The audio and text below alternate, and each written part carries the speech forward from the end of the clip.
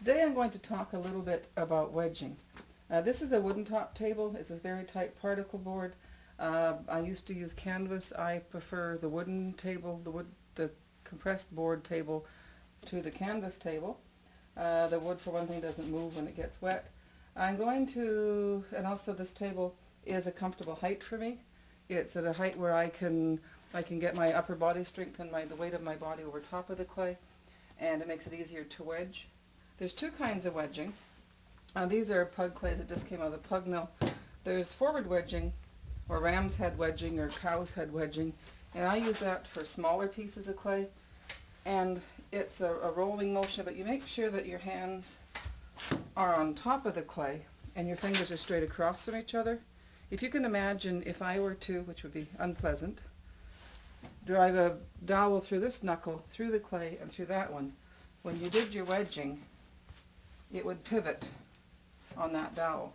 You want to make sure your hands don't migrate to the top of the clay, but they stay on the side.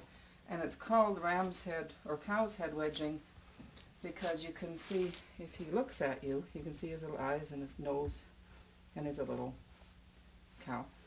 Anyway, you can tell if it's going properly by put a thumbprint in it, and you can watch that thumbprint roll down. And this wakes up the clay, gets the particles moving, gets it ready for the wheel. It also makes it homogeneous and gets rid of any air bubbles. Now that piece is ready for the wheel. If you want to do a larger piece of clay, I prefer the spiral wedging. And I slam them together. It gets rid of any air bubbles, so I have less wedging to do. And that's a different type of wedging. It takes a bit more practice. But what I'm doing with this hand is I'm making this cone shape. And I'm going to pivot it, and I'm going to push this part of the cone down here to pick up the clay. Again, this hand is just like a train. It pivots. This one turns. And again, this one stays almost karate chop to the table. And you can see this cone that I keep making, and I keep picking up one here, or these spirals, and putting it down here.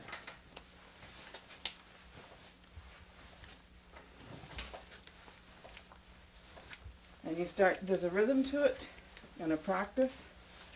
But you can see as I put one down, I pick one up, and I maintain this cone shape. So you're only working with this amount of clay, and the rest follows around. It does take some practice. Your thumbs are touching here. It's almost a right angle here, so this hand goes from here to there, and it pushes down to pick up, to place down that one and pick up that one with the edge of your thumb. I also call this one no bounce aerobics. When I first started doing this, I couldn't quite get the hang of it, and I had to walk around the table, which in the public pottery class was inconvenient. But anyway, you keep doing this, and you can see if there are air bubbles. And since that one popped, you'll force out the air with it.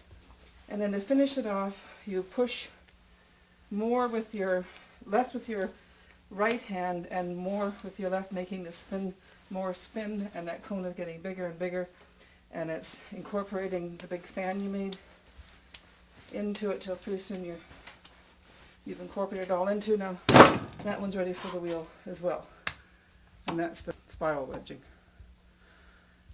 and no bounce aerobics.